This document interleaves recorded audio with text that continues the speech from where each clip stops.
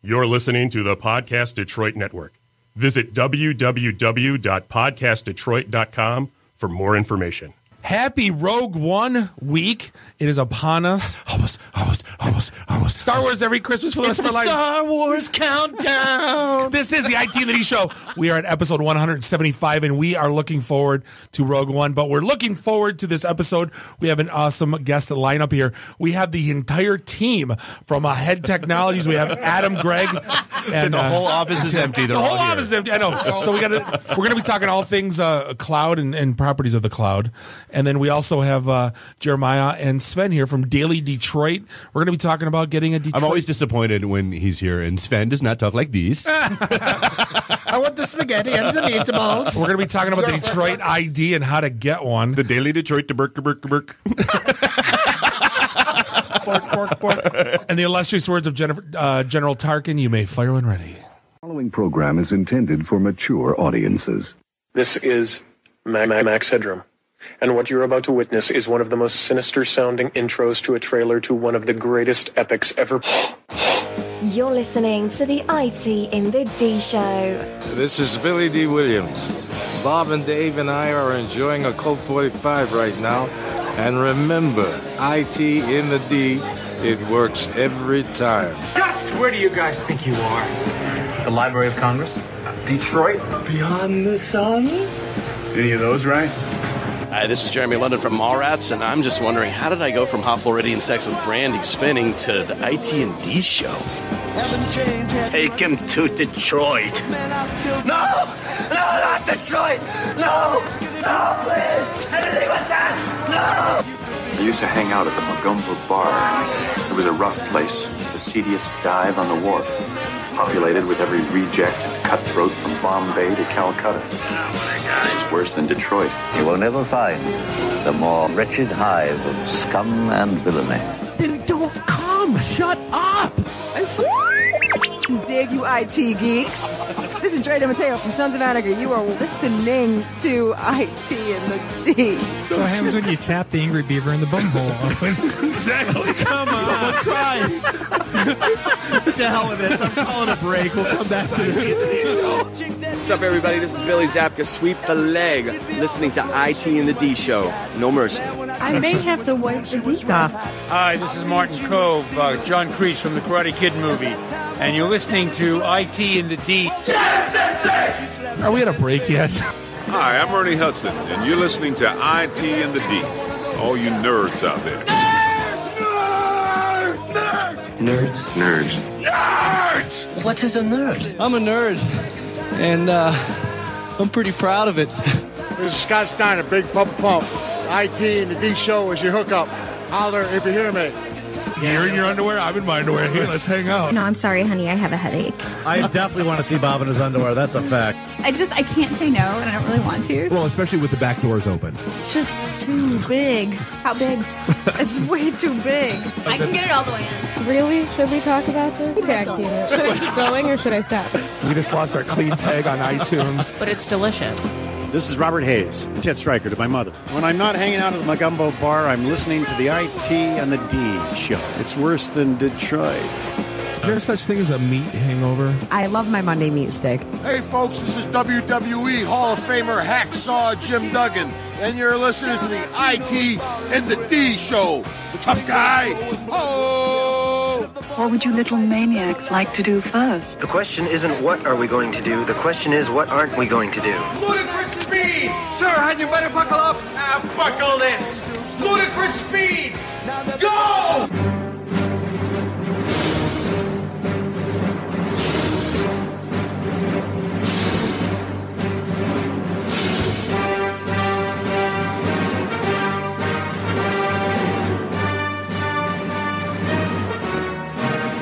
Welcome. Thank you for listening. This is the ITintheD show, and we are here at episode 175, broadcasting live, Studio One, Podcast Detroit, beautiful Royal Oak, Michigan. This is Bob the Sales Guy, hanging out with Dave the Geek.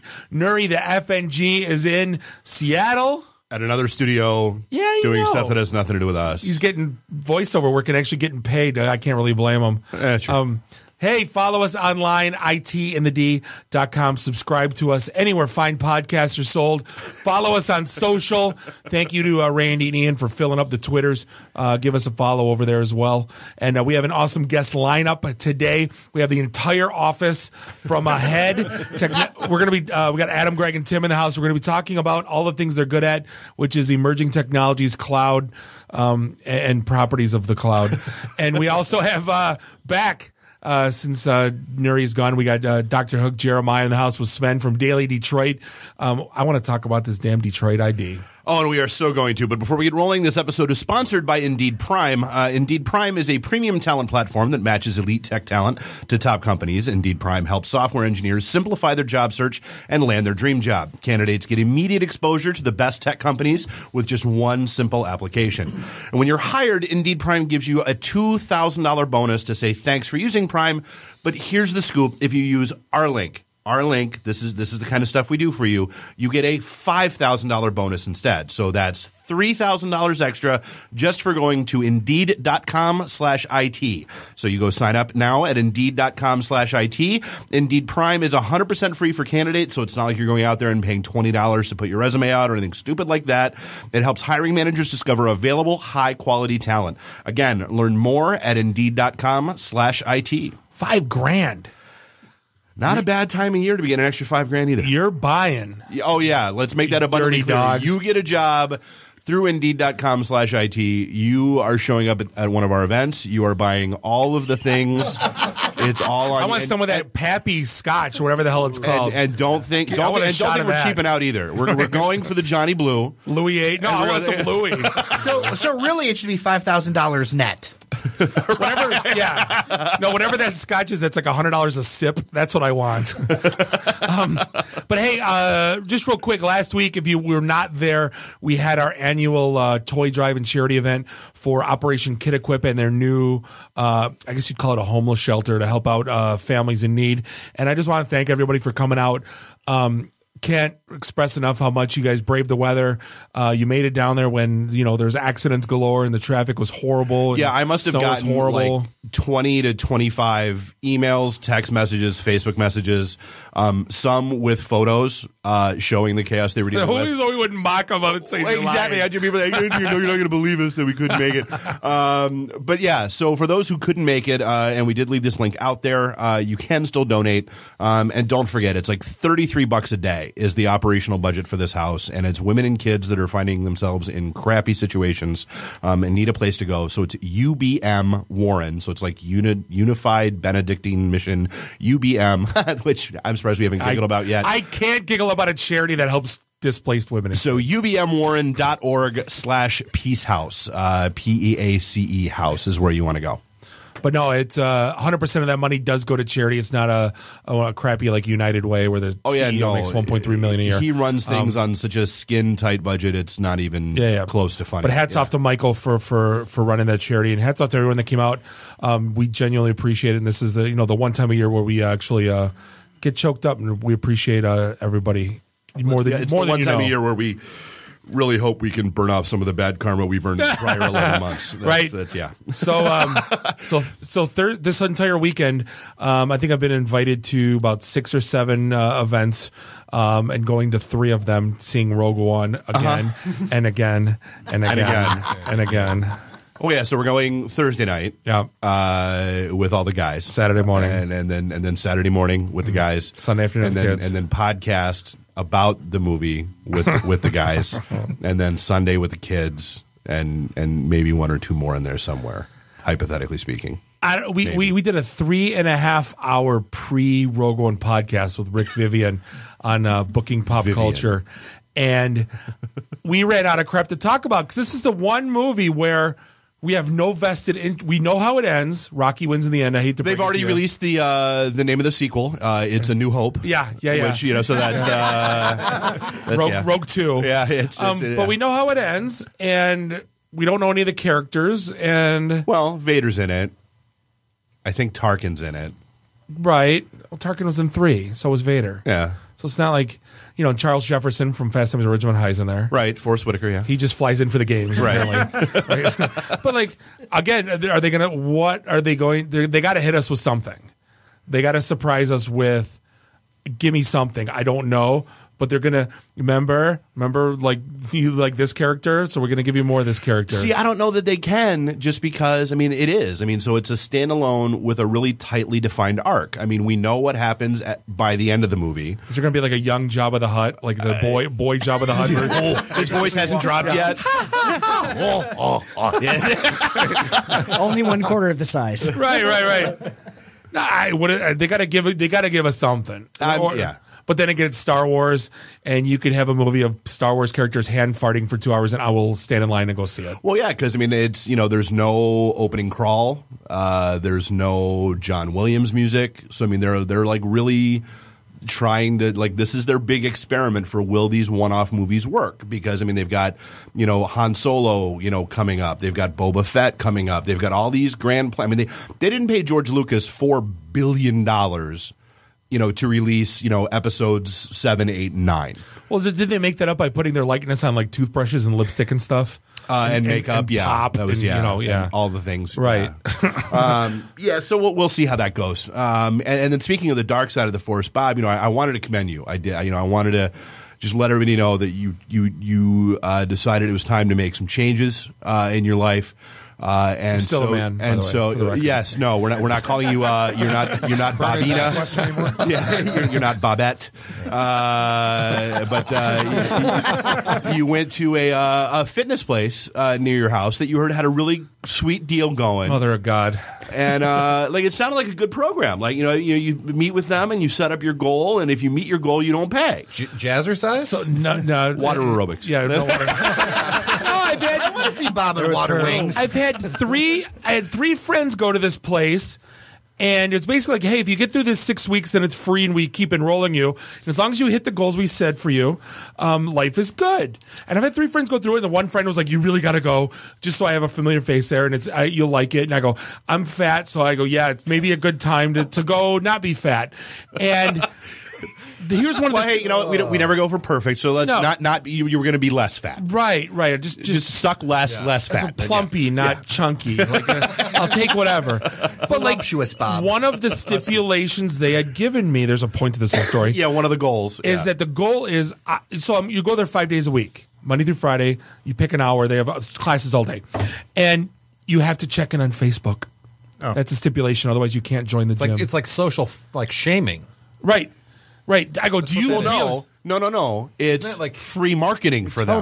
Free marketing. Absolutely. Yeah. But it's like shaming. It's shame marketing. It's a new buzzword. I said, Sharketing. Do you realize the living, breathing hell I will go through if I check in at the gym? Like my friends that check into the gym, we destroy them publicly, virtually publicly. Anytime we see them, like, I put things up and put them down. I'm proud of you. Let me go ahead. Let me just get Dave on the phone for a sec. We'll take care of this right now.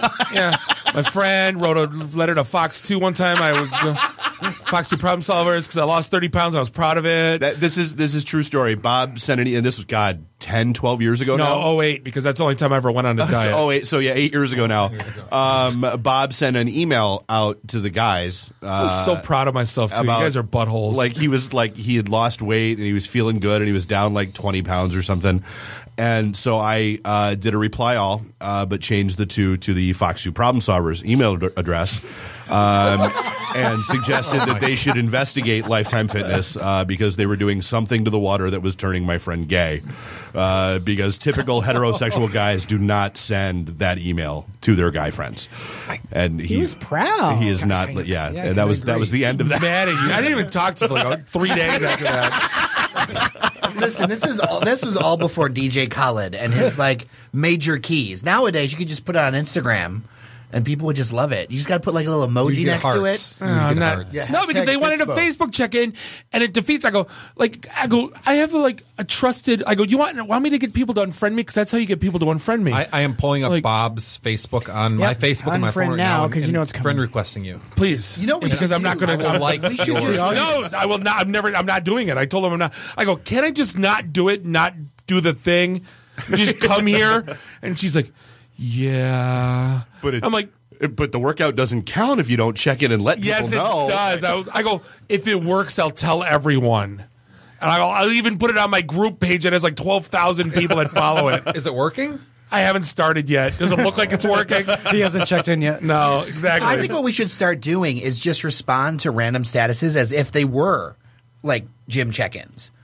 And just shame him that way, just through random acts of shame. Yeah, I put things up and put them down. Yeah, exactly. So it's like Hack City going on still. We talk about this every week, and it seems like there's 2 new things every week. Dude, really stupid stuff. 80 models of high-end Sony IP cams rooted. Backdoor accounts were found in 80 different, not 80 different cameras, right? 80 different models, and these were like the high-end, expensive ones that say businesses and security firms might put in and use. Of course they are. What do people want to attack, right? Like if you're a security firm, if you're a business, absolutely, that's the thing you want to root for. But who is it? Is it the one guy like in Japan that's just sitting in that room with like 82 TVs going up? TV4 expand. Yeah, the South Park TSA guy. Right, yeah. Exactly. What else would why would you write if you're Sony? Like, why would you write in backdoor or some? Do they even know? No. They just know that somewhere between manufacturing and they're live out there now, a backdoor appeared, and so yeah, I mean it could be someone at the plant that's doing it. It could be someone, and I guess they released a firmware update on November 28th, if I recall correctly, and, basically put a note out and said, hey, for the love of God, update it so we, it gets rid of that and it'll be safe until the next one comes out. But it's like, what do you trust anymore? Because, like, here we got Sony IP cameras. Netgear just released a huge vulnerability. Yeah, all those high-end Nighthawk routers that everybody's been loving and gigging on. $250 later. Yeah. What is it? Vulnerable. Allows the execution of Linux commands by appending the command to a URL. Yeah, and then it'll execute root privileges, God mode. And yeah, I was going to read God mode for not tech people. Like that's what it says in the article. But like that, you trust these companies and especially non-tech users that buy these IoT devices. I know you hate Nest for that simple reason that it opens your home punches network. hole in firewall. Right. It does. Anything that phones home or that you can access from outside of your home punches hole in firewall. Okay, so turn my heat on high. Right. He has a 3-year-old for that. Yeah, oh my gosh. Every time she goes up the steps, she turns my Nest to 90. And my wife's like, why is it hot in this house? So I got to log in. She'll text me going, the house is 100. Consumers loves you. Right. Oh, yeah, I'm sure. you? No, my wife. But that's another thing. Like, I just got the Samsung Smart TV, and now that sumbitch is listening to me. So now I got the Xbox One with that stupid the whatever thing on the top of the TV or the top of the stand. Oh, the facial recognition. Yeah. And I got my Alexa Connect. Thank you. Yes. I got a Canary. I have a Alexa. It's like a Nest cam. It's like a cam with cloud storage, like a home security. What do you have that for? What are you recording? Keep an eye on his wife. What exactly are you recording about? Front door. Okay. Not the back door. All guys in the room. I wonder if I can say this. Right. But then I got the Amazon Echo. And so now that, if you want to do machine learning, you know all about me.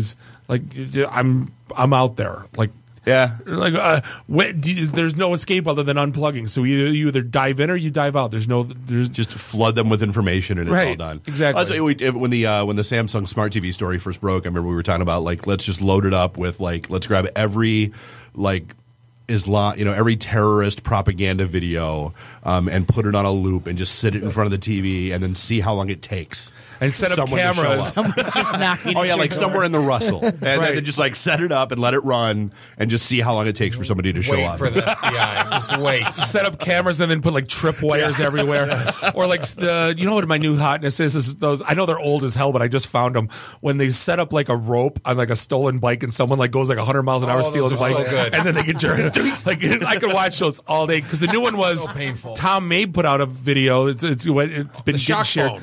not just the shock phone, but basically people were stealing Amazon packages off his porch. It's Christmas time, right? And basically what he did is he set a timer up for as soon as it moves, 20 seconds goes off and it explodes and he fills it full of dog poop. So like you see the car rolling down the street and all of a sudden the guy jumps out and he's like brushing himself off. Amazing. But total amazing. I saw that shared by like 12 people today. So I'm like, this time of year, I mean, Amazon Claus is like, he must show up 4 times a day to my house until Christmas time. The ups, man. Yeah, there's no way I'm going to these damn stores these days. Get my Kohl's bucks. Everybody's complaining about not getting their Kohl's bucks. Dude, Kohl's cash. Yeah. What was it? Meyer bucks. Saturday. You were bitching about your Meyer bucks. No, dude, Saturday I walked into Meyer to pick up a few things before heading to a family party. And what in the ever-living hell are Santa Bucks days? Because apparently that was the trigger for why there were 9 million people in Meyer. Insane, yes. Mother of God. Gotta get the bread and milk. We forgot to do that today. Gotta get the bread and milk. The storm's coming. The storm's coming. Gotta get the bread and milk. It's ridiculous. So, got an extra $5,000, Bob? No. Oh, well, Turkish lira, maybe. So Bailey Pierce, rather striking young woman from England, is as all the phones come out and Googling. That's Bailey, Price. Price. She is apparently describes herself as extremely fun and outgoing, and a serial mooner. And so she is auctioning off a 8 centimeter by 8 centimeter space on her butt cheek. So 8 centimeters divided by 2.5, that's what, about 3.5 inches, 4 inches? 4 by 4. For whatever tattoo you want to pay her to get on that space, she will get. See, the deal was on when I thought you could tattoo on her butt, and I would have put a B on each butt cheek, so it says Bob when she bends over. Yeah. But now that it's only one, I'm out. Like you could do one, and then it could be Bo. Oh, yeah, no. Yeah, but there's nothing funny enough that like it did. No, but yeah. So the auction is running through the 14th. So you've still got 2 days to get in. And as of a half an hour ago, current bid was $5,050. And how long does this remain on her? Forever. No, it's a tattoo. She leaves it on forever. This reminds me of back in the day. Remember that guy who like tattooed every inch of his like body and face with like different .coms or whatever? Painful. It sounds terrible. Sounds like a horrible the idea. human version of the $1 million homepage, yeah. Before we, I want to get to the movies to close this thing out because 2017 is going to be obscene. It should be a whole different podcast. But what I really want to talk about is the guy in London that found out he wasn't getting overdraft charges in Australia. it was Australia? It was Sorry. Australia, yeah. Well, I saw pounds. Basically, the bank error gave him unlimited overdraft. So what did he do? He went and bought a 54,000 pound Aston Martin, a 21,000 pound Maserati, a 32,000 pound boat, and basically paid off his mom's mortgage, all the mortgage, and bought a lot of drugs. Yep. And racked up 1.2, the equivalent of 1.25 million. Sounds like a good time. And it was. And here's the best part of the story: he was convicted and sentenced to 4 years, got it overturned on appeal because his actions were quote unquote not deceptive.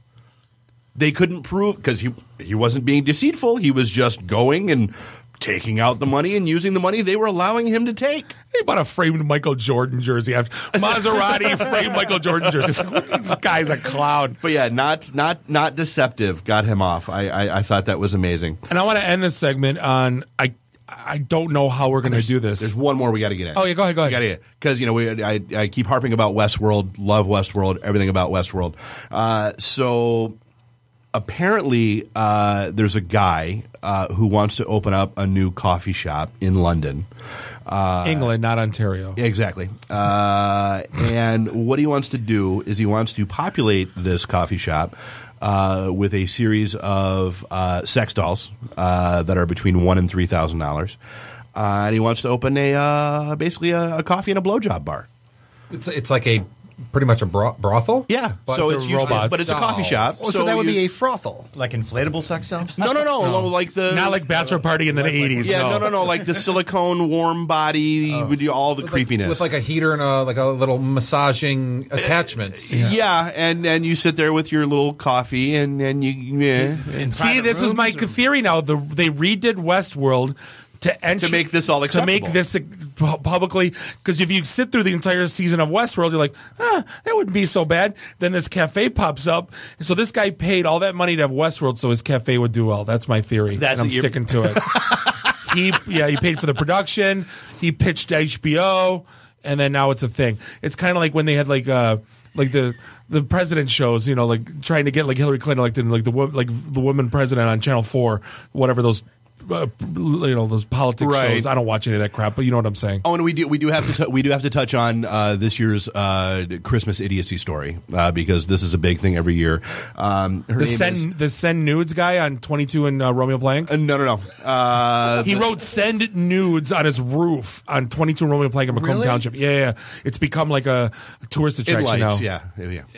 Did he attach a phone number? No, that's what I'm saying. How do you know where to send them? Put them on the glass? That's what I was arguing with my wife. I don't know. It's like a physical place. Who knows? But yeah, so Sarah Gruen, apparently she wrote a book, Water for Elephants, that was popular, and she's trying to do another Making a Murderer documentary about someone who's been, she says, falsely imprisoned. So what she did is she went on eBay and bought all of the Hatchimals, which I guess is a big toy this year. Dummy, yeah. She blew $24,000 buying all of these Hatchimals at like 2 to 3x their face value because she was speculating that she could then turn around and sell them for even more of that, getting closer to Christmas. So preying on parents that want to have this shit for their kids. And no kids even know what they are. No, they don't. And so now she's pissed off at eBay and taken to Facebook bitching because eBay will not let her list more than 3 of these at a time. And so apparently that's like if you're a new seller on eBay, I guess they limit how many auctions you can have going at once and that kind of stuff. And so she's all pissed off that she won't be able to extort all the money from all the parents for all the toys. Read the freaking terms. That's people are dumb. Or just don't be an asshole. Yeah, don't be an asshole. Number one, but also read the terms. I mean, like people don't do that enough, right? Like we just click buttons. You're like, okay, next. And this was her blood money. This isn't like I got $300,000. I'm going to drop 25 on Hatchimals and make 50. No, this was like I can't pay the mortgage now because I got money tied up in Hatchimals, and Lord knows what they even are. Genius. I was just going to ask. It's an egg, and you don't know what the toy's in the inside. Is it like Yamagachis on steroids? Pretty much. Okay. Pretty much. Yeah, those little Tamagotchi. I remember it's what they're modeled after. Yeah, it's been a few years, ladies and gentlemen. I think 2017 is the year I go to the movies more than twice. Once for Star Wars and once for twice for Star Wars. Twice for Star Wars. Yeah. Logan. But look at all the stuff that's coming out. I'm like, it's ridiculous. The King Kong movie looks insanely awesome. What's the one with Jennifer Lawrence and who's the other one? Not Bradley Cooper or the one that's coming out space. It's like right between Christmas and New Year's that's coming out. Pretty sweet. Yep. I may be a minority here, but Fast 8 looks pretty good. Stop talking. Minority. I knew. Stop talking. Blade Runner 2000 Blade Runner. I'm wary of that though. Like, I mean, I'd love to be convinced otherwise, but I mean, you just don't mess with. Then you got Guardians 2, Justice League, Wonder Woman, Logan, Deadpool 2, Spider-Man: Homecoming, Thor. By the way, Sony, like, I get it. They have to release these Spider-Man movies every now and then or else they lose the rights. But Jesus Christ, is in the next one, is Spider-Man going to be bitten by a radioactive spider in the womb? Like, Spider-Man keeps getting younger and freaking younger. Like, I get it. And Marissa Tomei is now Aunt May. Since when is Aunt May like a hottie? Amazing. Yeah, that's the amazing Spider-Man right there. Yeah. Are they on the fourth? Yes. We were talking about this earlier. Is this the third or fourth Spidey? Oh, dude, this is like the fifth reboot since 2000? No, it's like Tobey Maguire. Then they had the CFO of Facebook. Well, then Iron Man. And then Spider-Man was in the last Iron Man. Yeah. Civil War. Yeah. And now this one. Yeah. What the hell?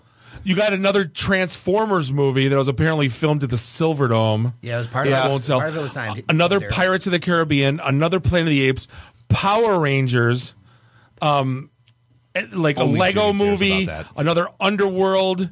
Underworld, can't wait. There's Alien, the Prometheus, the follow-up to Prometheus for Alien. Another Friday the 13th movie. Oh gosh! I mean, for me. Not that I'm going to go see half of these, but then they got to drop this one on me. The $6 billion Man with Mark Wahlberg and Chips. But the chips is more like a Dukes of Hazzard where it's yuck yuck. Like I'm okay with that. Dak Shepard. Well, they did the same thing with Starsky and Hutch, and I liked that. Yeah, sure. Yeah, that was good. Come on, so back what I to gather trunk. from all this, There's another Triple X with Vin Diesel coming out. I won't see that one. I won't even see that when it's coming out on TNT. Wait, so no 4X? originals at all. Then, 4X. Right, basically. 4X. Another Resident Evil. Squared. I used to drink a malt liquor that was like Camo Quintuple X. It could be that. And then Stephen King's It. And then, Dave, I know you're looking forward to My Little Pony. Huge brony that I am, yeah. But what is next year the biggest year for or am I just looking at everything on one big page? No, this year was not that huge. I mean, next year is going to be ridiculous. And like that Sony box that we talked about, I don't know, 6 months ago, that's supposed to come out and be like $1,000, but you get every first run movie delivered right to your TV and you don't have to leave your house. That's sounding better and better by the day. They're redoing Flatliners. You missed one. Which one? Read. A Dog's Purpose. Oh. Are you going to go see that one? Oh, of course I am. They're redoing Flatliners. Yeah. That gets glossed over. Yeah, Come on. No, we got to take two big Mother May I steps back on that one. They're redoing Flatliners. Yeah, and Kiefer Sutherland's actually going to be in it. No! Yes. God Yeah. damn it. Kiefer. Now we got to end on a bad note. I don't want to. But anyway, hey, we're going to take a quick break. We're going to be back with a team from ahead. This is the IT and the D show, and we will be right back. IT in the D. Read, meet, listen. Networking Detroit, one beer at a time. Hey, this is John Snyder from Nip Tuck Smallville, the haves and the have-nots. Oh, Dr. Quinn, Hot in Cleveland. Secret Life of the American Teenager, and just about everything you can possibly imagine. And oh yeah, the Dukes of Hazzard. You're listening to Bob and Dave. It's the IT in the D show. ITintheD.com. This is a previously recorded episode of the IT in the D show. Welcome back. Segment 2, episode 175. This is the IT in the D show. We're sitting here in Studio 1, Podcast Detroit, beautiful Royal Oak, Michigan. Bob, the sales guy, here with Dave the Geek. Nuri is out of town. Find us online, ITintheD.com. So, hey, before we get rolling, you ever been watching a movie and gone, well, why don't they just fix the problem like that? Well, of course, the answer is usually because, well, there wouldn't be a movie. But tech pioneer VMware said, screw that. We're going to take this what if and turn it into a podcast. So they dropped a couple of IT guys, sounds familiar, kind of Men in Black style, with an old school veteran and a young hotshot, into some of the most classic sci-fi movies ever, like Star Wars, The Matrix, Terminator, and Tron. And they say maybe not all of them are classics, but Tron's a classic. We're going to have to take them to task about that. But the way they get in there and expose some of Hollywood's biggest technology plot holes while having a lot of fun at the original writers and directors' expense is really clever and funny. Plus, they've got a great supporting cast, including one of the best Jeff Goldblum impressions you've ever heard in the Independence Day episode, so that alone's probably worth it. The podcast is called IT is Greater Than Sci-Fi, and all 8 episodes of the series are live right now at vmware.com/radius/sci-fi. They're also available on the Podcast Detroit site and SoundCloud feed for what it's worth. You can also download it from iTunes, SoundCloud, and the other usual suspects. It's the best thing you'll listen to all week. Well, besides us. Absolutely. But hey, we're lucky enough to be joined by the entire team. Not the entire team, I'm kidding. But just a fraction of the team from ahead. Excuse me, we got Adam and Greg and Tim in the house. Don't die. I know, I almost just died. I was all choked up here, because I was so happy they showed up on our show. I know. I'm human, and there's no cough buttons in this place. Call the who's the tech here? I've looked into them. They're kind of a pain in the ass to put in, though. So I guess we had you guys in ages ago. Yeah. And so it's obviously time for another round. So talk to us a little bit about Ahead and what you guys have going on, and what's new and exciting. Yeah. So I think we were here 3 years ago. Is that about right? A year ago. Oh, you guys were in the Ferndale studio above Activate. Yeah. So we were there. It's been a little bit. Ahead grows as IT grows, and Ahead changes as IT changes. And I would say, if you're talking to us a year ago, if you're talking to us 2 years ago, we're talking about data center technologies. We're talking about automation orchestration. We're talking about those sorts of things. We're your typical VAR, we're your typical we're your typical. We're your typical VAR at that point. But today, we've kind of transitioned to kind of solutions integrator and consulting organization that's really kind of focused on cloud first technologies. And when we say cloud first, what we mean is cloud first for both your on-prem data center, but also cloud first for public cloud, right? Okay. So when we look at cloud, we're talking about on-prem and in the public cloud, right? Truly other people's computers. Yes, other people's computers. Because after all, that's what we want to pay for, right? Yeah. Right. That's there is no cloud. There's really not. It's just other people's. No, we hear that. So I am the face of Michigan. I talk and I go and talk to customers about cloud. And I literally hear that. I hear two extremes, from many, many customers. One is there is no cloud, that we will not do that. And then the opposite, the other end of the spectrum is the cloud is the answer for everything. Oh no, he means there is no cloud because it's just someone else's computer. Oh, that's true. Now, me, but I hear that as a systems architect forever. I mean, it annoyed me because I used to be able to put a cloud on a diagram. And it basically just tell don't worry about what happens in the cloud. Just there's magic fairies and genies in the cloud. Did you hire? You had an arrow going in and then an arrow going out of the cloud, and that was it. Now and there's cloud, fluffers. yeah. And now did you hire Bob Ross to make these diagrams? Fluffy little clouds, fluffy little clouds. And now cloud actually means something, so you can't just slap a cloud on a diagram anymore. Put a cloud on it. People still do. Gmail's cloud, Salesforce's cloud box. That's cloud, right? Yeah. I had this conversation. Calling Office 365 cloud is a little stretching it. Would you say that the space is cloudy? Yes. What I do is very cloudy. Yeah. It's so, but now we're talking about multi-cloud environments. Yeah. Right? When is it? We talked server sprawl. We got public, private, semi-private. Yeah. Hybrid, it's. When do we talk cloud sprawl? Is it here yet? Yeah. So as Tim was, we're an enterprise company. We work with a lot of enterprises. We even get to the commercial space, more or less clients that are 5,000-ish employees and up. And they've invested. This. You guys know this. They've invested millions of dollars in their own data centers. Yep. So when I go to talk to customers and I'm name an app. How big is it? It's 4 web servers and they're this big and it's 2 app servers and 2 database servers. I'm that's going to cost you $1,000 a month on Amazon. Literally, to take a production app and move it to him, it's $1,000, right? How much are you paying the company to cut your grass?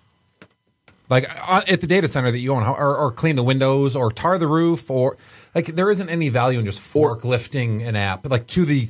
And I'm using air quotes for everybody that can't see, to the cloud. It's using the elasticity and the features and the platform and things within the within Amazon, Azure, Google, that I can't do in my data center. But guess what? I have really smart people that are doing really cool things in my data center. So how do I actually capitalize on that? Well, and so it's $1,000 a month, and maybe it's not a forklift ROI, but what are you paying the guy to sit there and watch the blinking lights on the servers every month? Yeah, and not only that, for a business, that sort of expense can be more damaging. If you look at a lot of businesses are very OpEx averse, right? Yep. And hey, I want to pay CapEx. If I can say, hey, I can buy this server for a year or 3 years with maybe a reserved instance in a cloud or something like that, they would much rather do that than say, hey, bear the burden of an operational expense for headcount. Yep, because then finance has to worry about depreciation. Yeah, absolutely. We used to have this conversation 10 years ago. I don't think it's changed, and maybe you can shed some light on it.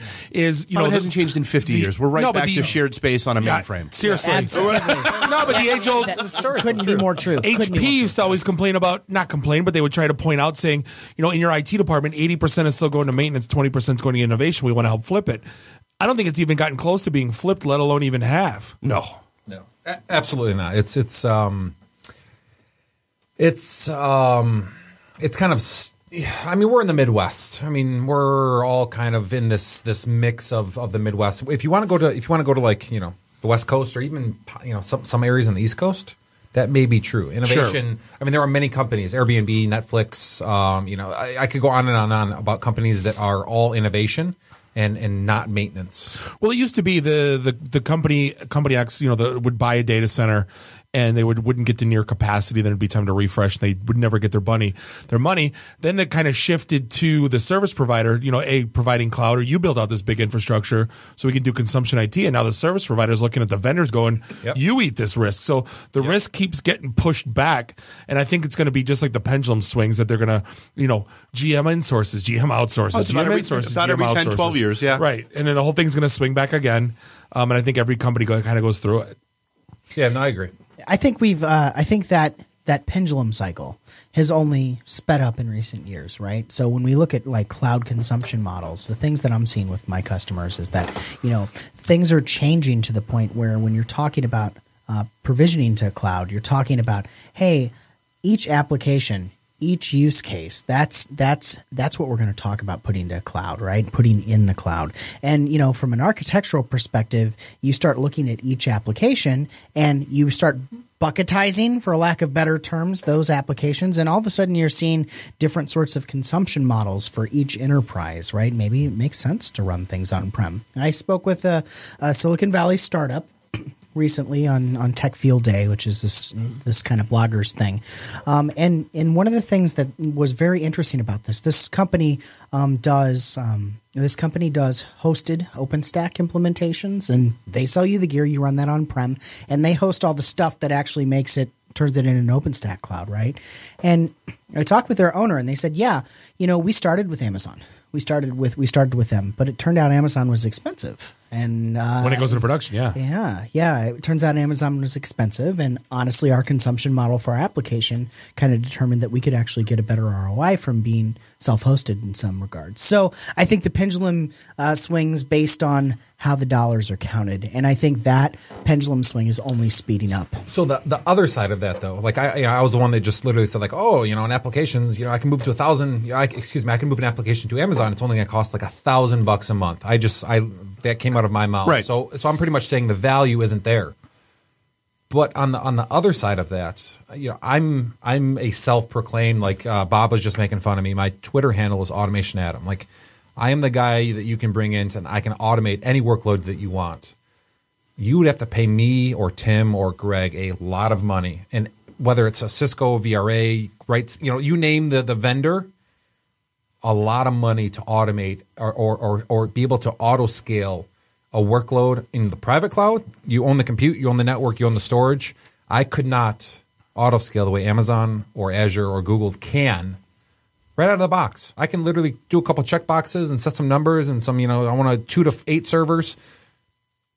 Automatically, everything's already ready to auto scale. I select the AMI, I select, user settings. It's all done. So, at the same time, when I say I don't want to just forklift an application to Amazon, the second thing I want to say is, if I do forklift an application to Amazon, I want to use all the native features that Amazon provides. Yep. But since we are an enterprise company, how do I link it into GRC? How do I actually put change controls, and how do I do all the things that an enterprise wants to do? It's just not like go off on Amazon and go do all these cool things and And now it's a skunk works. You still need to you need to be able to show back. You need to be able to do those things that enterprises at the very least.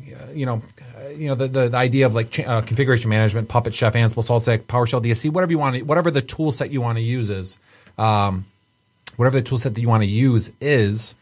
Let's just say you do scripts and MSIs. You still need to make that box something. So how do you run those scripts and how do you run those MSIs? And it's just not, it's educating, everybody of what does that full process look like in the enterprise. Well, and just feeding, something you brought up a couple minutes ago, are you finding that from an enterprise level, those enterprises are looking to forklift, or are they more likely to dip their toe in the water with something new? They usually start with the forklift, and that's because that's got directed down from somebody from above. But when they go through the actual analysis of it, it doesn't make sense right at that point. And that's where we're seeing the industry is turning. They're actually going from the buzzword of I'm just going to forklift something up there to actually let's take a look at the applications that make sense. Yep. And we're seeing that shift right now. I love it when you talk about forklifting and the directive from above. I imagine a CIO sitting on a plane and reading SkyMall. Exactly. Hey, I read this article. Hey, I think you should be this cloud thing. It's actually this thing. I saw it on page 2. We need to be doing cloud because Gartner says we need to be doing cloud. So hey, get it team, right. It's time to go let's go get cloud now. It's all about the Delta Sky. But does IT even know what's going on anymore with the shadow IT? It's like the biggest FUD throwout.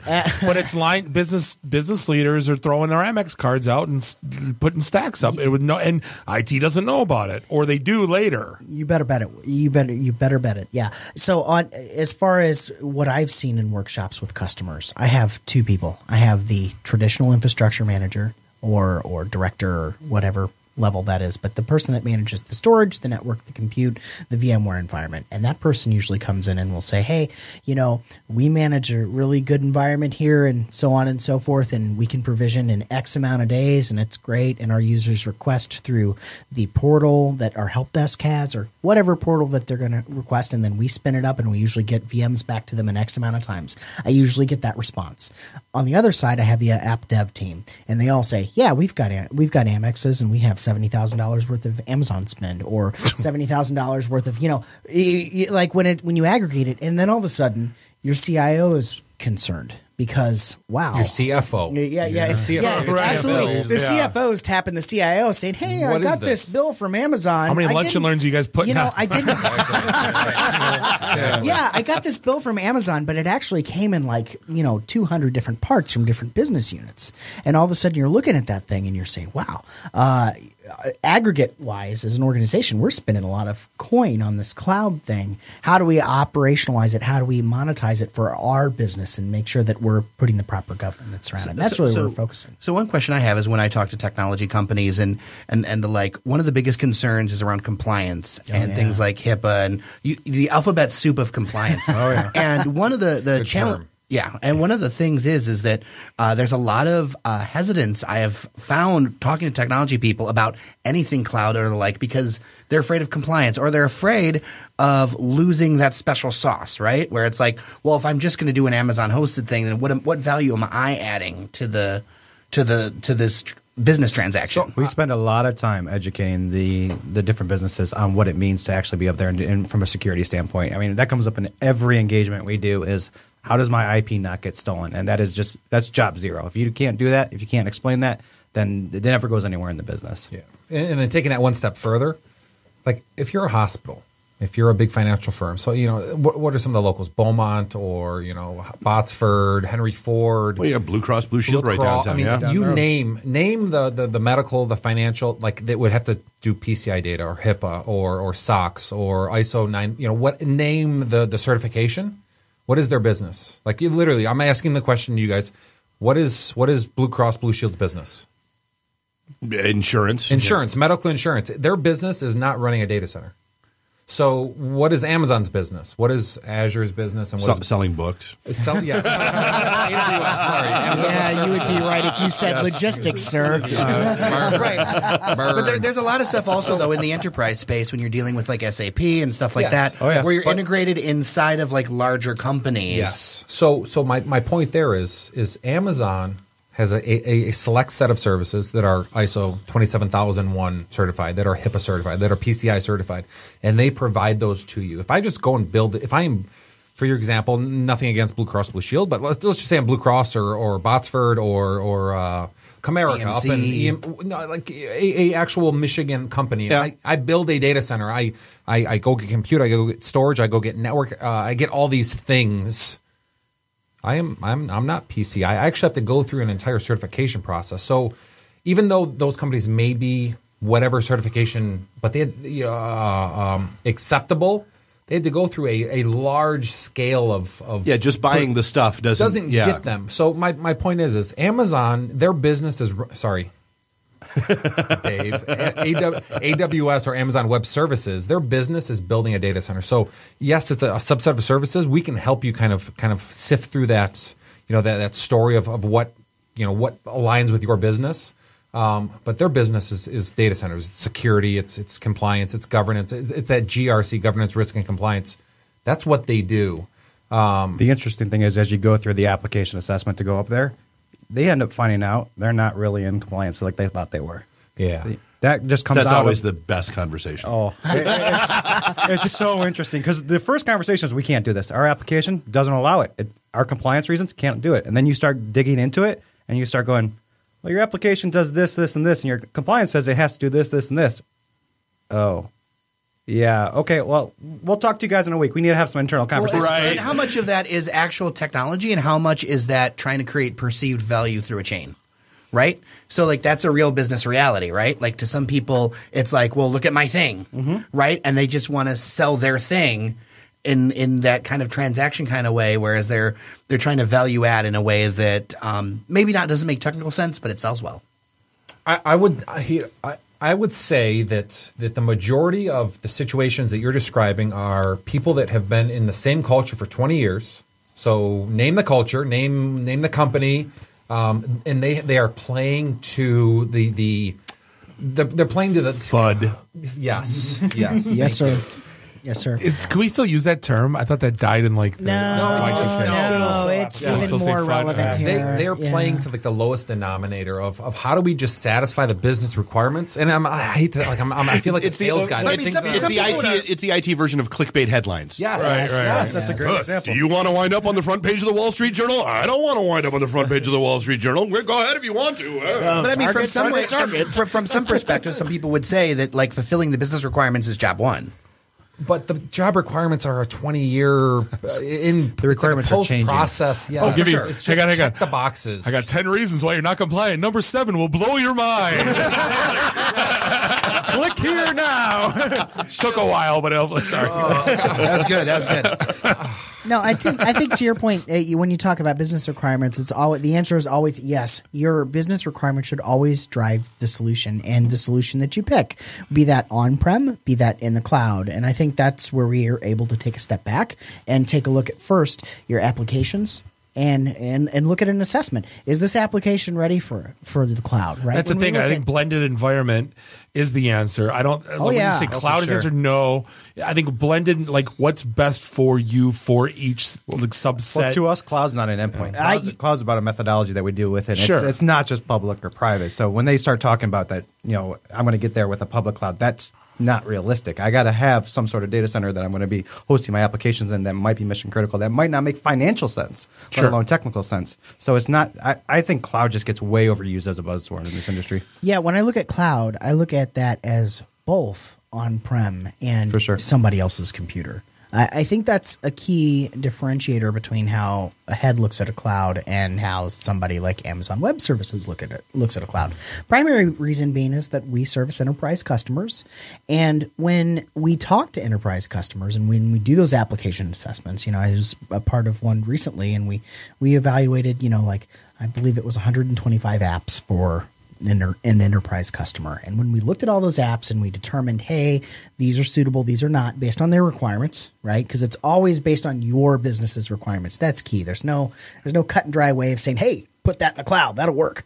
It's always your business's requirements. When we looked at that, it was about 25% of those apps were free and clear to go to the cloud. This one neat trick. We'll put your app in the cloud. See? Let me tell you. To your point, like, there's all these cool terms of like cloud native or cloud ready or not cloud ready or forklift. Also known as most enterprise applications going to the cloud. Why is it that so many tech terms end up trying to sound like old manufacturing terms?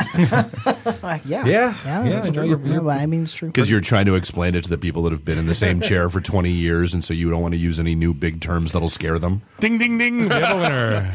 Got to tell them what by he's an architect. Right. So, I mean, we talked about kind of what's going on now. What's next? What's the you guys are always stay ahead of the curve. What's the new hotness? No pun intended. Oh, yeah. So, I mean, that's a very good question. The kind of like what we're seeing in the, at least in the Midwest. So we were just at reInvent, a week and a half ago. AWS, Azure, Google, it's like the cloud. So literally the public cloud. How do we actually take advantage of this? How do we? I would just like to take a moment to point out that he's saying it Azure. Yeah. Azure? No. Azure. No, it's Azure. No, you're Azure. No, it's Azure. You're an Azure. There's a big debate last week. Oh, was there? Yeah. Oh, Azure. Yeah. Bob's got a problem with syllable emphasis. Azure. Did you put a little thing in the end? Azure. I will lick my finger and put one up for Bob because I used to say Azure. Azure. Now I say I'm not Azure. changing. Now I say Azure. So you're educated right now, is what you're saying. I'm educated now. I did my, anyways. So kind of the new hotness. So old and busted is it's the old way of doing it, which is more or less a ticket going to 50 different people, getting an IP address and AD, and trying to figure out where does my workload need to go. The new way, it's not really. I don't care where it goes. It's beyond just infrastructure. It's how do I actually get my app. Keyword there is how do I get my app up and running as quickly and as efficiently as possible, whether it's on prem or it's in Azure or AWS or Google. I think people finally realize this. It's not one or the other. I can get the business value out of it by doing what's best for the application. And for a while there, it was, here's my box. I'm going to put my app in this box or this box. And the box is hardware. I know.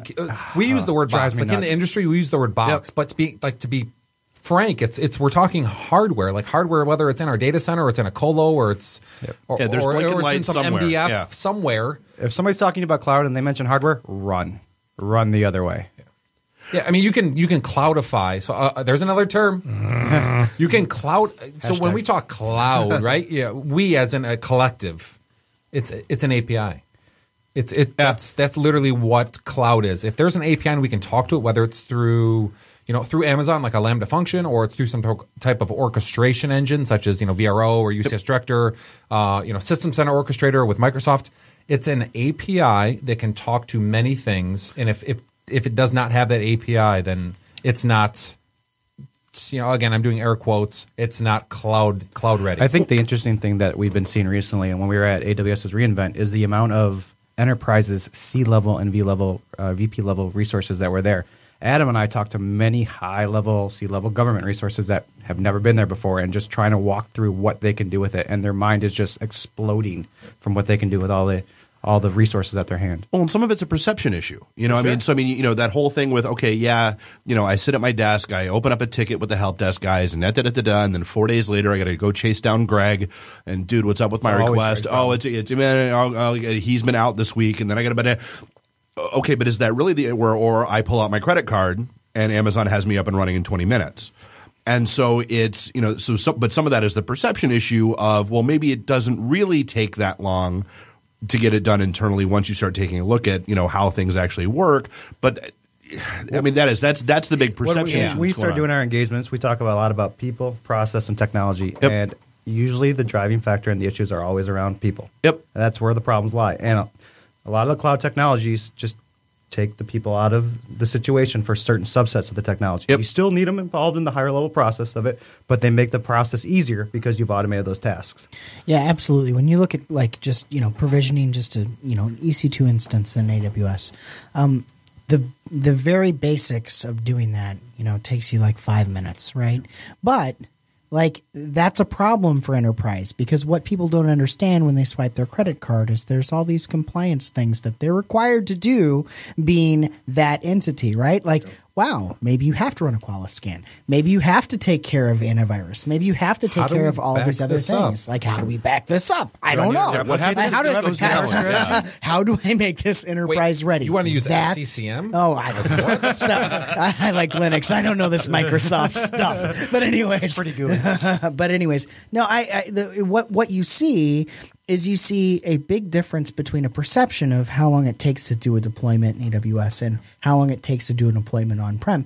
And realistically, businesses are actually pretty good at their process, and their process actually it might be slow. And that's what we help with, right? When you automate a process, all you're doing is you're taking out the dead air between person one and person two. If person two's on vacation. If person one's job is to, configure the load balancer, and actually configuring the load balancer takes like 5 seconds. Yep. It takes them zero time to do. It's person one going to their inbox, looking at the ticket request for configuring the load balancer and saying, oh, I got to go do that now. But first I'm going to get coffee because Starbucks is awesome. But first, let me take a selfie. Yeah. Let me take a selfie. with my new selfie drone. Oh, the selfie drone can go to hell. Hey, guys, we can, we're bouncing up against the break, but we can find you all at thinkahead.com. Yes. So the last thing I would say is just to answer your question, Bob. So kind of the first iteration is automation. The second iteration is actually refactoring your application. So taking it from just a basic app to actually using RDS or using Beanstalk or using Azure Web Services or whatever, right? And then the ultimate goal that we want to get customers to is like a CI/CD platform with microservices. So actually using containers and using Lambda and all these cool things that these cloud providers utilize. But yeah, so you can find us at thinkahead.com. We'll be at reInvent next year. We'll be at VMworld next year. So. And also the cloud user group that's going on. We will be at ITintheD's meetup. We just launched a cloud user group, which actually I'll let Greg talk about it because he's the founder of it. I'm the founder of it. Yeah. So we had our first meeting tonight.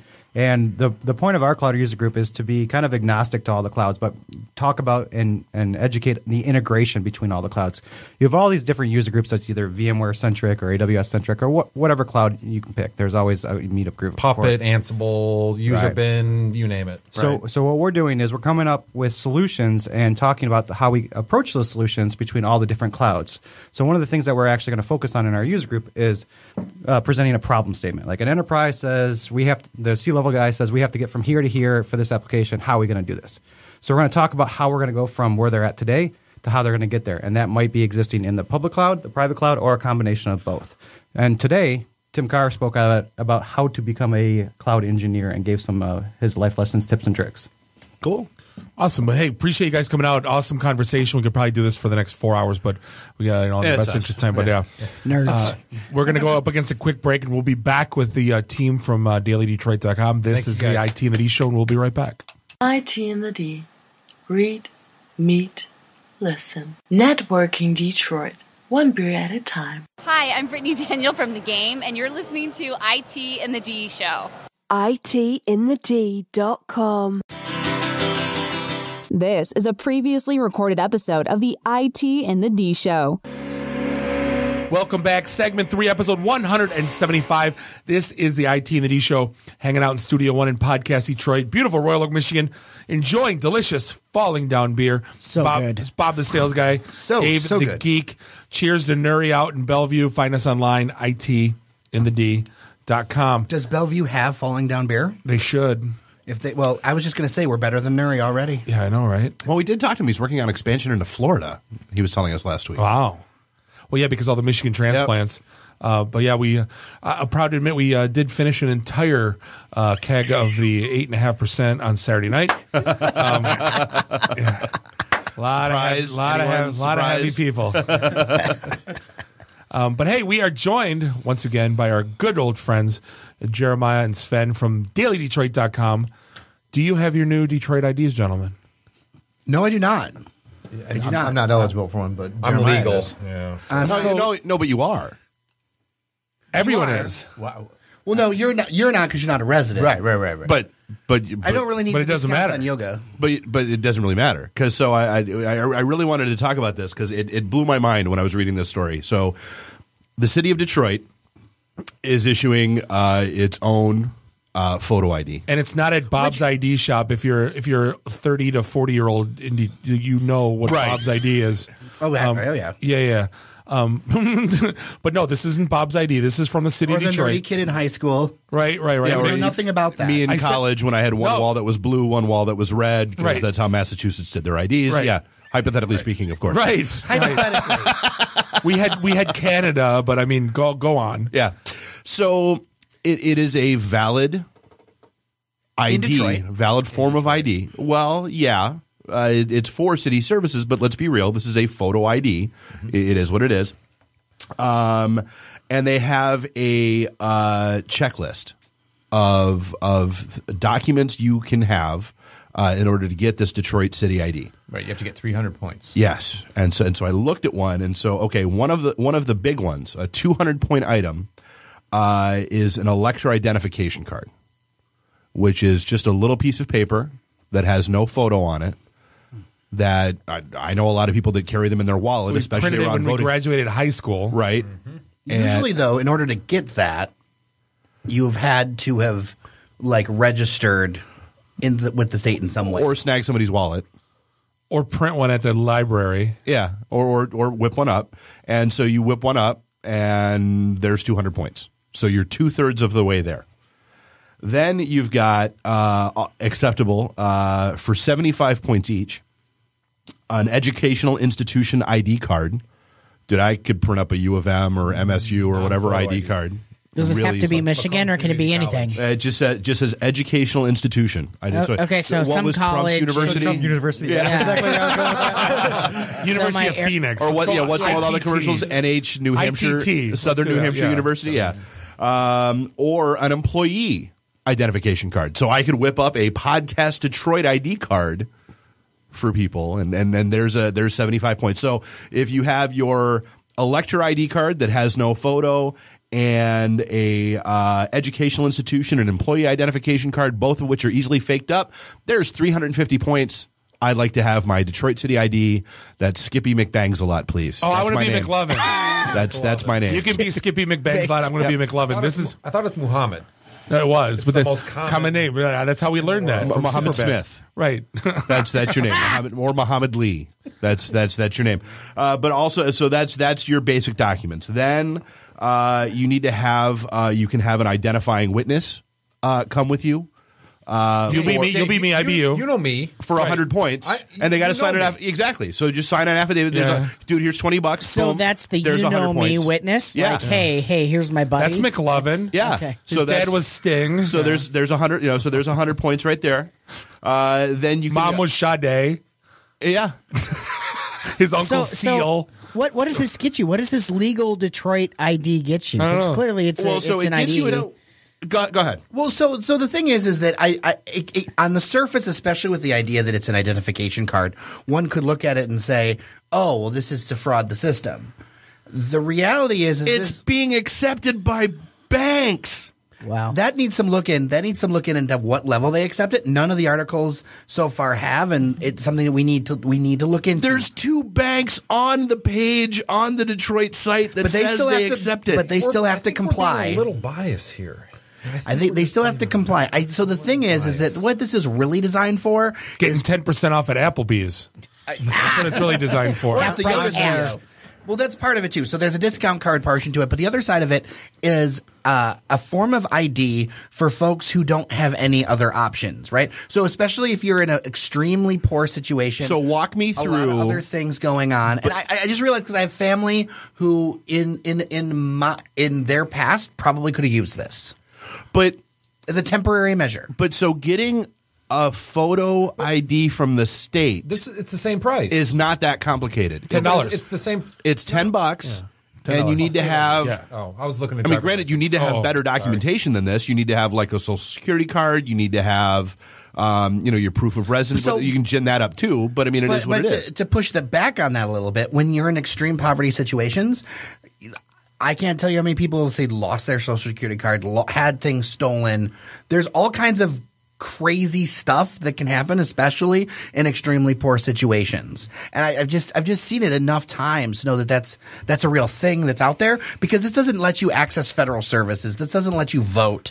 This doesn't let you do a lot of things. What it is it's an identifier. So let's say something bad happens to you, the police can know with some certainty who you are, or things like that. There's a warrant out for Skippy McBangs a lot.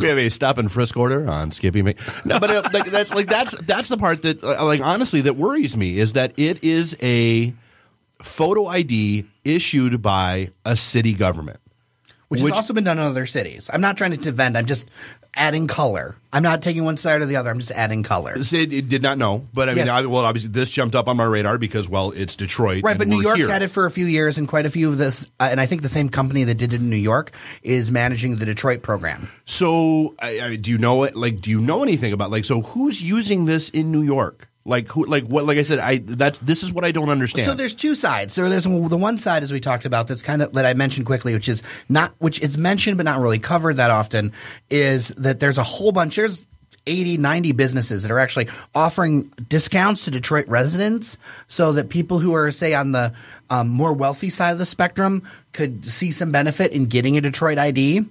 And then the other side is people who are on the poor side of the spectrum, or people who can't get documentation through certain things. Now, it has been clearly said. This is not adding any opinion. It's been said by one of the people who pushes this, a councilwoman, Castaneda Lopez, that it also provides an opportunity for immigrants who don't have other documentation to have a form of ID.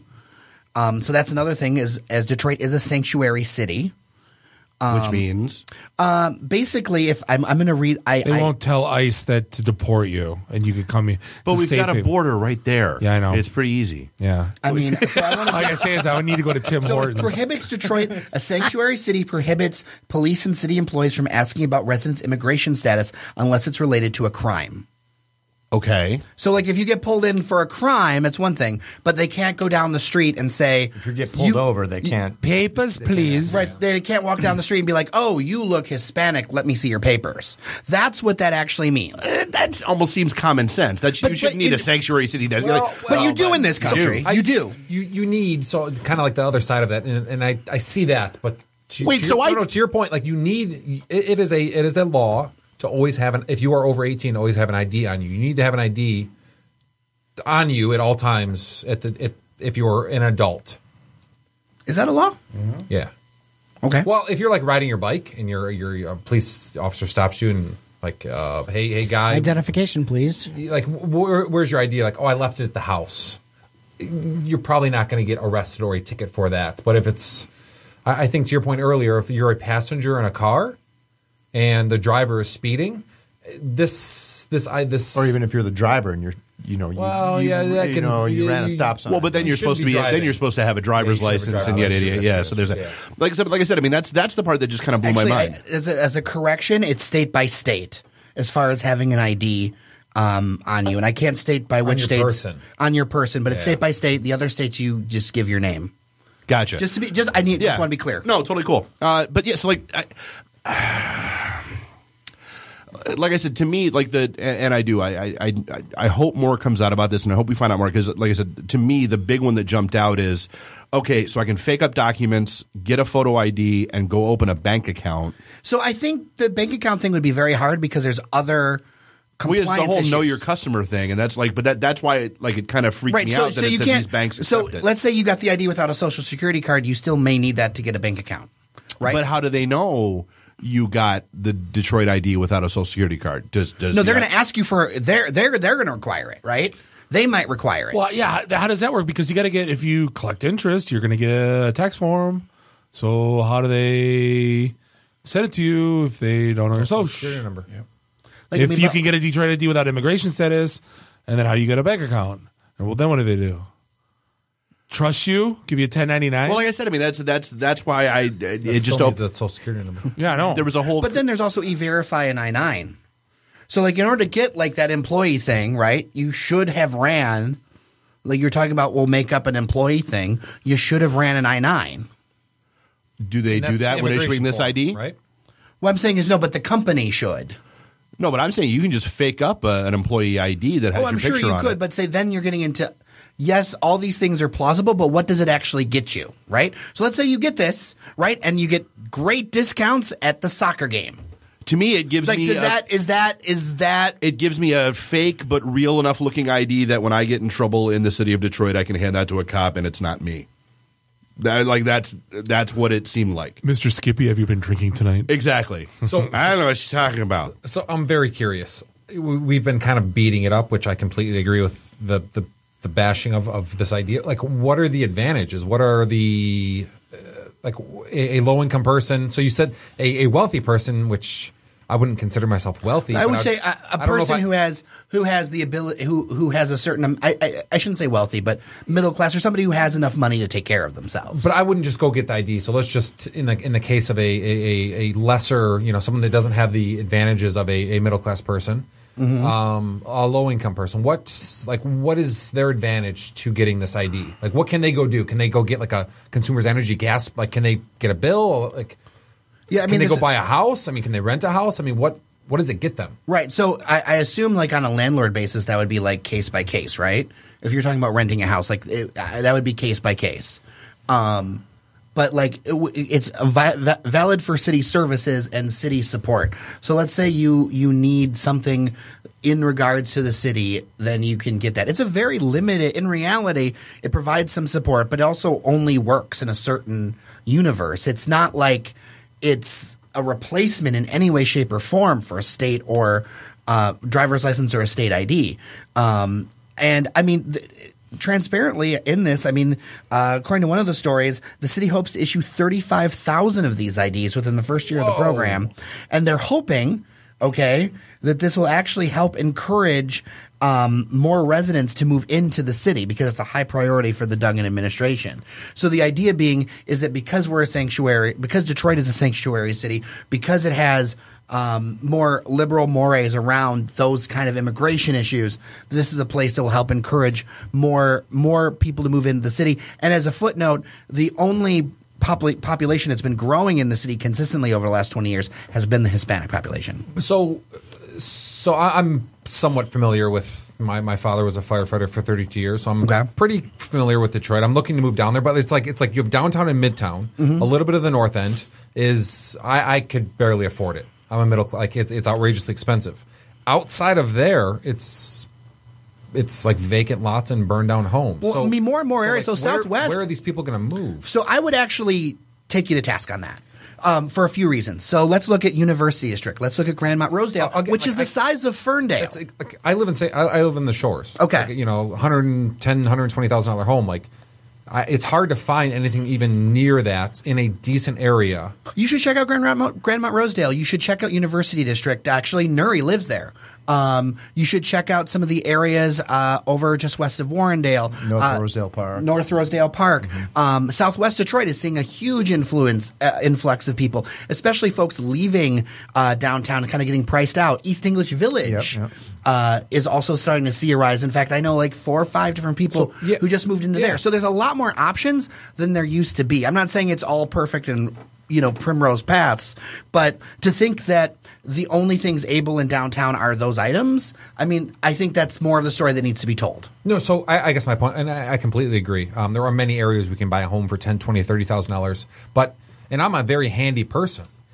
Where? So have you heard of the Rehab and Ready going back program? to the ID. Have you heard of the Rehab and Ready program? I have. Okay, yes. Yeah. So there's things like Anyway, continuing on.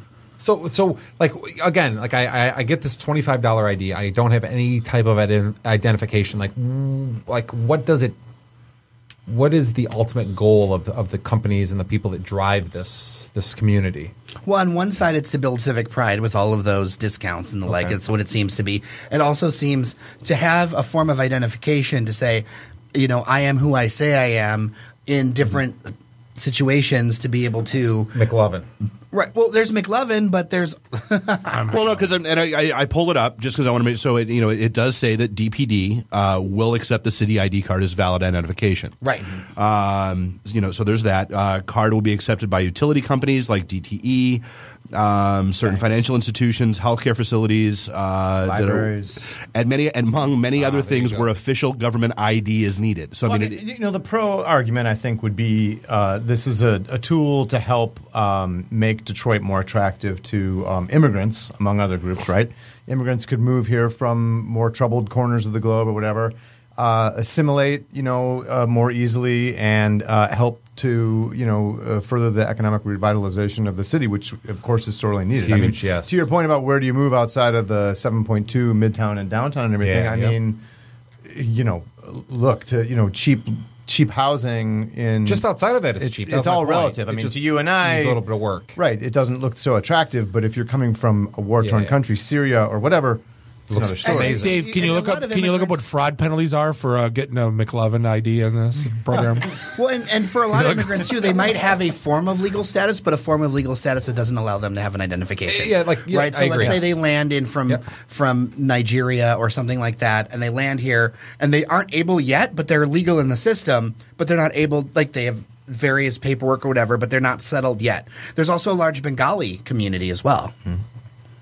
So it actually doesn't say anything about fraud. It just says if you know anyone trying to sell or distribute Detroit ID cards, please call 211. I mean, the other interesting. We're going to be on the news again.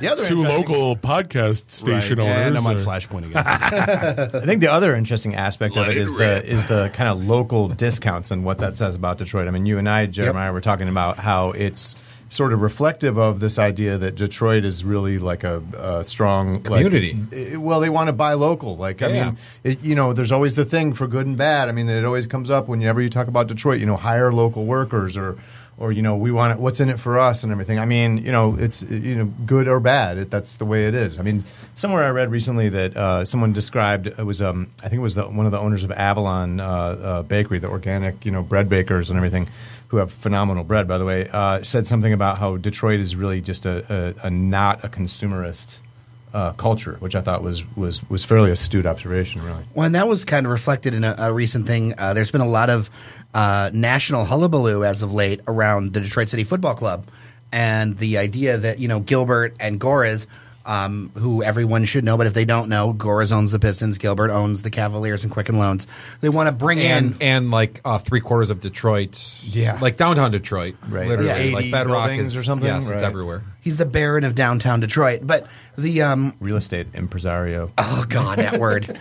He's the kingpin in Daredevil. Right. He's done. I will say. I'll be the guy. No, that I says think this. he's He's done done amazing mortgage things. impresario. for the I'm city. sorry, mortgage impresario. And like that's he my risked pretty much everything because it. Let's be honest. Anytime Detroit, it's kind of on this rise.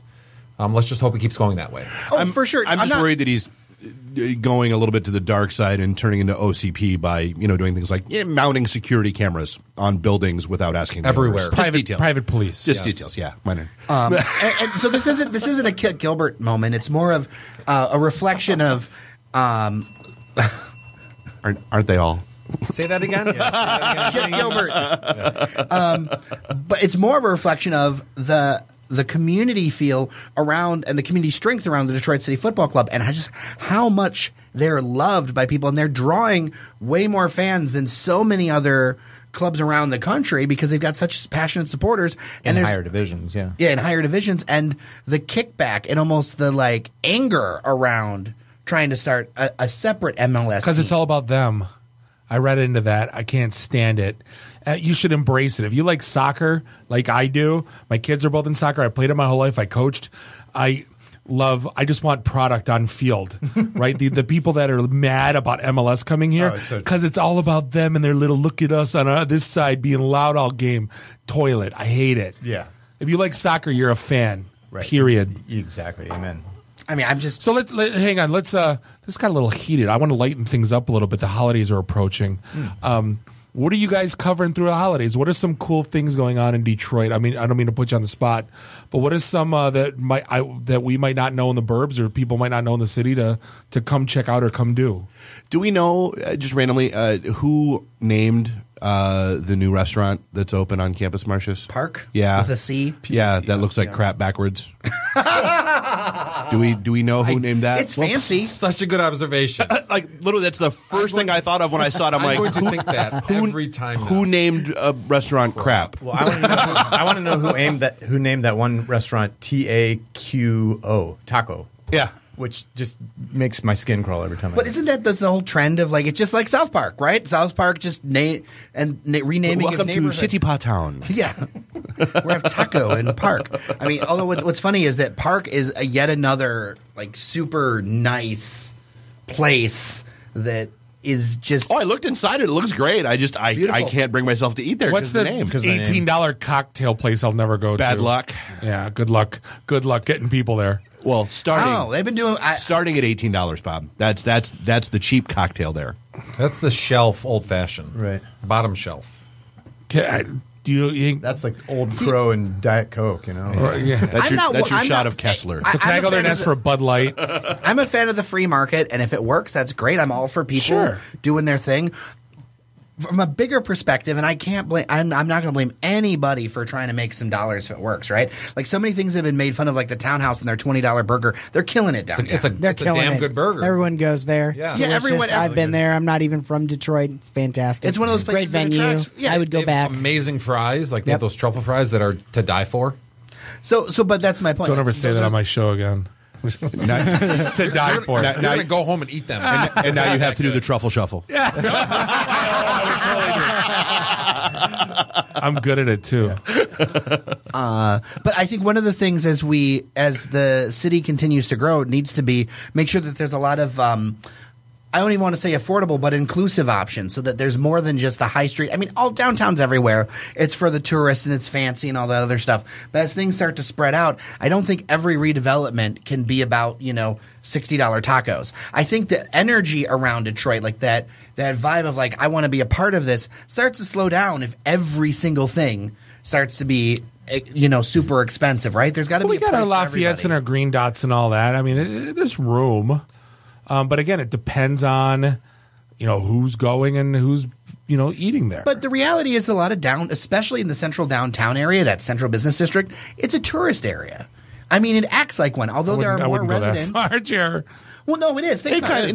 Campus Marshes especially. Think about it. All the businesses. Problem, though. It totally is. It totally is. What other city? I mean, so I don't want to tie a head to this, but I travel for a head. I go to the Midwest. I go to Cincinnati. I go to Cleveland. I go to Columbus. We talk about this all the time.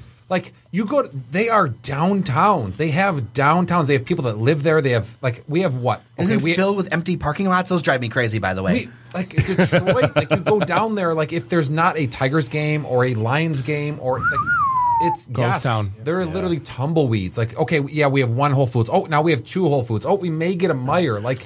I mean, some areas like Midtown have a little bit more walking traffic because they're students, a little bit more. Yes, but they have the hospitals and the students. And when you talk about the downtown area, there needs to be more things built up. It needs to have more true density. And the businesses, everything's aligned towards lots. Yeah, fewer parking lots. All these things are aligned towards giant parking lots to serve the ball games.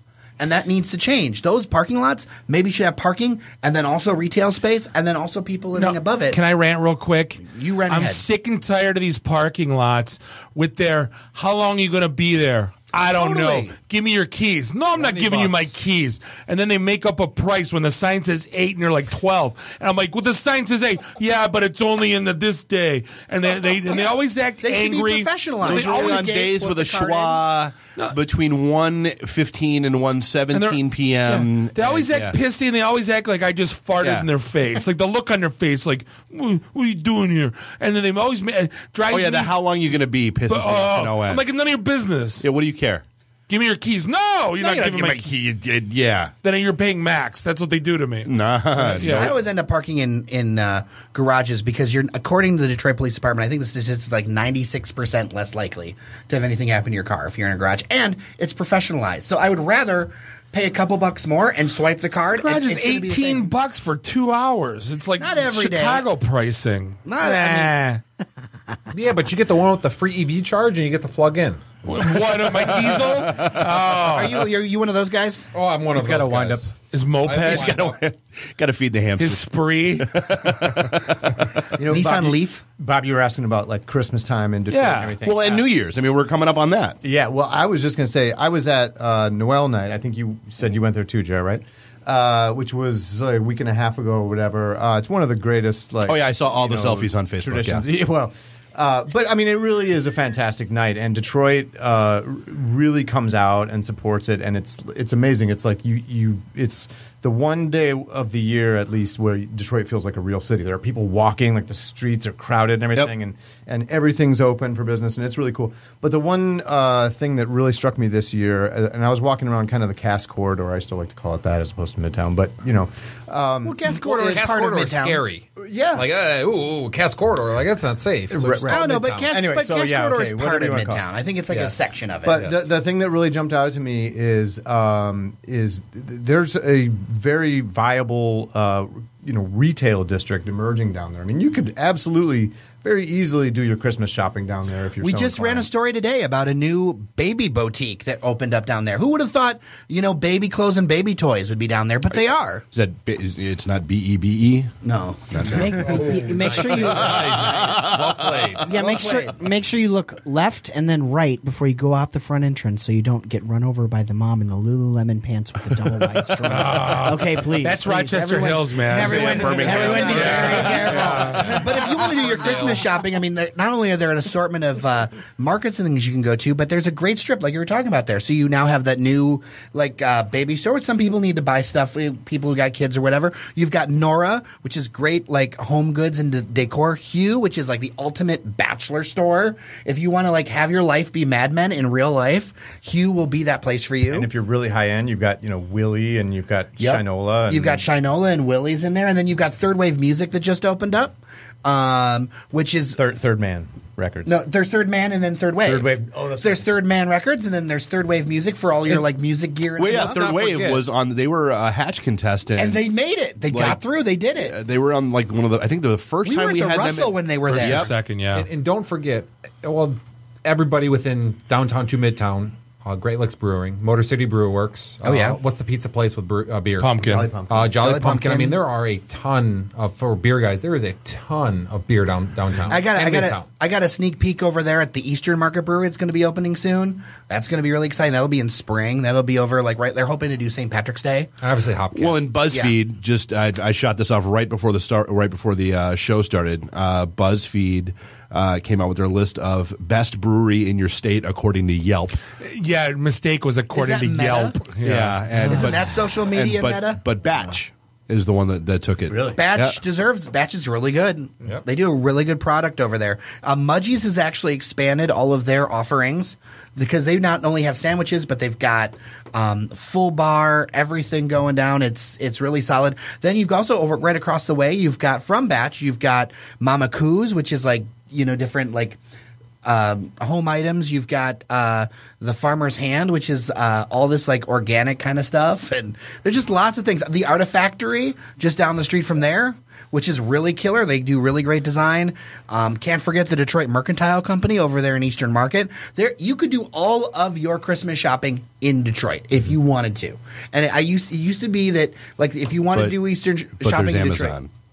But click. But Dave, you can't get frames made out of Faygo caps at Amazon. But I'm sure I can. I actually just bought a frame made out of reclaimed wood. I did. On Amazon? No, from Woodward Throwbacks, who are also expanding. You guys had them on the show too. Yeah, we like them. They are killing it. They are killing it out of their Michigan space, and there's some really cool stuff they're going to be up to. But I'm sure, will come on and share it themselves. Talk to me about coffee downtown. Every urban landscape needs some great coffee shops, right? Roasting Plant's the best cup of coffee in town. Yeah, I've had Roasting Plant, and I think it's $3 for that cup of that coffee all day long. And it pulls it through the machine, and it goes over. It's good. But what else? What else do you have downtown? So if you want to get some work done, actually the rocket fiber is pumped into. Here's your Faygo artwork available on Amazon.com, Bob. 2 day shipping. 2 hours later. Desert Oasis opened up in Capitol Park, and they've got a really nice big space. They've got the killer rocket fiber. The internet's fast as hell. So that's really Desert Oasis. Yeah, it's called Desert Oasis. That's in the Albert. In the Albert. Right and right next to that, you've got actually Detroit Bikes. Soon opening is actually a. You got the Detroit Bikes, and then you've got La Laterna, which is an Italian restaurant. You've got a Thai restaurant opening up next door to that. Shinella's got a good cup of coffee. Yeah, actually, I went there for a pair, and I got a couple. What is it? Great Lakes? No, it was Great Lakes. No. What's Great Lakes. Yeah. There's Great Lakes. Also, Nuco. Yeah. Don't forget, Germac has a pretty badass cup of coffee over there in Eastern Market. You can get a bunch of dry goods and stuff, and impress people with cooking Ash, skills. I was just thinking about that. Yeah, Ash is the Supply. matcha over there. Yeah, they have a killer matcha tea as well as other coffee. That's in the Madison building, which is the home, the Gilbert home of Twitter and all that stuff. But it's right there over there by Comerica Park. I mean, there's just more and more stuff starting to pop. And a quick little pitch too. I just did a blog post that I think Jeremiah's going to reblog on Daily Detroit, but about the Detroit bike sharing program, which doesn't launch till April, so it's not super imminent. But I don't think a lot of people. But there are bike sharing. There's bike sharing stuff. But they're only for Quicken employees. No, Quicken, DTE, and a couple others. It turns out a couple other smaller companies. But you're right. But it's not public. Got to be in the family. It's not like the blue bikes you see in Chicago. It's not like the Divvies or Well, the San Francisco Bike Exchange or something You couldn't go and use them, for example. You have to be an employee. But what you're talking about is coming to Detroit. And like I said, I don't think a lot of people understand what bike share is, but like if you've used the program in another city, Chicago or New York or Washington D.C., I used it and it was fantastic.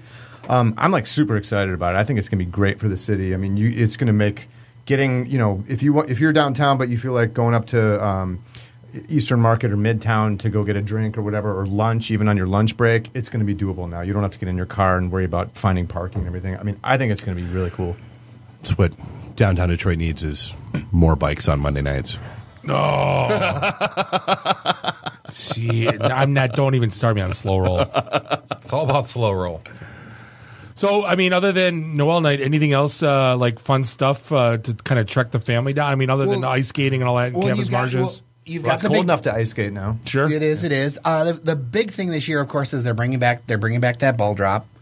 So the big thing in campus marches, the D drop. The D drop. They're going to drop the D. I'll be at Motor City Casino, eating at Iridescent, seeing DJ Shortstop spinning. Nice. And then there's a bunch of stuff. I mean, a lot of the stuff.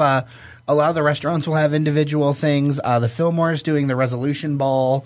Which I see the Dirt Bombs are playing the Magic Stick, maybe? Yeah. I was going to say, they're not playing Fillmore. No, they're not playing Fillmore. So you can go see the D drop. I haven't seen them in a few years. Prior to that, you can go to the Magic ball. Stick. And then, and then go to the ball. Yeah. All kinds of innuendos. Sounds like a pretty epic night. Right. But, there's just so many good things. I mean, it's amazing to see how many people are coming down to Detroit. I remember the Christmas tree lighting this year. There's a market change. I remember the first time to now. The first time was like a few of us inebriated stragglers to now where it's, strollers everywhere, families everywhere. Well, things are changing so quickly in that regard. Last year, New Year's, we got kicked out of the Whitney. We were the table from Caddyshack talking about popcorn farts. So like the manager comes up and he says, excuse me, I have a private room for you at the Ghost Bar on the 3rd floor, just for you only. If you would just leave the dining area. That's a nice bar. Yo, it was great. Oh yeah, but we totally got kicked out of dinner. We had 2 tables. Yelling over each other, and so we kept yelling back and forth with each other. Yeah, and so we were apparently disturbing the New Year's Eve. And I had classily shushed. I had my Pabst we were putting the ass on. in classy. No, hold on. I wore my Pabst Blue Ribbon jacket, so I look like Rodney Dangerfield in the flesh. And the manager comes and hands me a can of PBR at the Whitney, and we got loud just from that moment on. It kind of set the tone. Just keeps bringing. What does he expect? Right. It just set the tone. So we thought we were being enabled. So then, then the cute girl playing piano songs. She was playing like 80s, like She's an Easy the Lover. The Muzak version of all of our 80s. So we kept singing all the songs. It was like Duran Duran and oh yeah, Billy Ocean. 4 scotches in, and I'm hungry like the world. I think there's actually an 80s party in Ferndale at the Magic. That's where we're going. Okay, I figured that might be your bag, if it will. But hey, Jeremiah Sven, appreciate hanging out. DailyDetroit.com. Holy crap, how is it already almost 11 o'clock? Yeah, exactly. It's crazy. Hey, on behalf of myself and Dave, thank you for listening to another episode of the IT and the D Show. Hey, and thanks to Indeed and VMware. Thank you, Indeed Prime, VMware, for sponsoring the show. Thank you to the team from Ahead. This is episode 175, Calling It Quits. Do us all a favor, drink up your drinks, get your phone numbers. You don't got to go home. You just got to get the hell out of here. See you next week. Drive careful. Beat it. The emergency destruct system is now activated. Conan, what is best in life? To crush your enemies, see them driven before you, and to hear the lamentation of their women. Long live Flash! You've saved your ass. Have a nice day. I have come here to chew bubblegum and kick ass. And I'm all out of bubblegum. Nice shooting, son. What's your name? Murphy. Make the run. The run. Game over, man. Game over. It's over, Johnny. It's over. Nothing is over. Nothing. You just don't turn it off. I can't say no, and I don't really want to, so. Well, especially with the back doors open. Yo! Hold up! Time out! Time out! Y'all take a chill. You need to cool that shit out. And that's the double truth. Rude. Bob loves it in the can. I hope this was as much fun for you as it was for me. That's why I like it in the can. 좋은 거 cheese.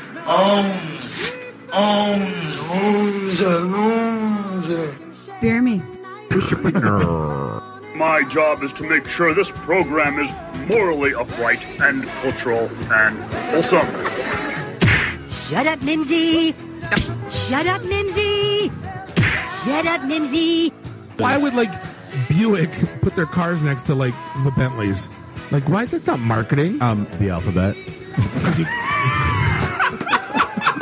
It's brilliant.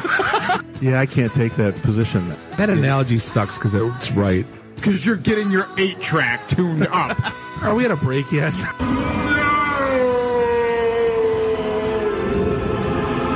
Yeah, so now I'm just like doing like stupid stuff to make me laugh.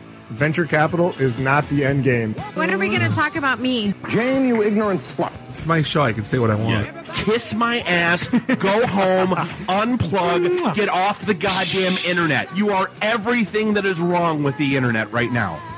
You're so white right now. I'm the whitest guy in the room. Just explain it to me. I love this city. I was banging on the wang. Really? Should we talk about this? Tag team it. Should I keep going or should I stop? Can I just say, it's been great being on a show that talks about Mickey Rooney dying for 20 seconds and then poop for 10 minutes.